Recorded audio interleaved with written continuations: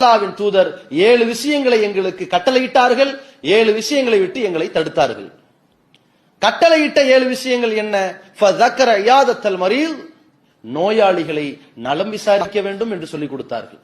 யாரா இருந்தாலும் சரி, எந்த மதத்தவரா இருந்தாலும் சரி, இங்க மதமெல்லாம் கிடையாது. இங்க நோயாளிகளை நலம் விசாரிக்க வேண்டும், இதை எங்களுக்கு கட்டளையிட்டார்கள். வத்திபாயில் ஜனாயிஸ், ஜனாசாவை பின்தொடர வேண்டும். இப்ப வரும்போது என்ன வரும்? அல்லாஹ்வுடைய தூதர் அவர்கள் அதற்கான சிறப்புகளை நன்மைகளை சொல்லிட்டாங்க. ஜனாசாவை பின்தொடர்ந்தால் ஒரு கீராத் நன்மை இருக்கு, தொழுகை முடிந்து அடக்கம் செய்யப்படும் வரை இருந்தால் இன்னொரு கீராத் நன்மை, உகது மலை அளவு உள்ள நன்மை கிடைக்கும் சொன்னாங்க. ஒருவன் உயிரோடு இருக்கும் பொழுது அவன் நலம் நாடுவது போல இறந்து விட்ட பிறகும் அவனுக்கு கேட்பதற்கு நாதி இல்லை. அவனை பார்ப்பதற்கோ, அவனை தூக்குவதற்கோ, அவனை துடைப்பதற்கோ, அவனுக்கு ஆடை உடுத்த செய்வதற்கோ ஆளில்லை என்கின்ற ஒரு நிலை இறந்து போன மையத்துக்கு ஏற்படக்கூடாது.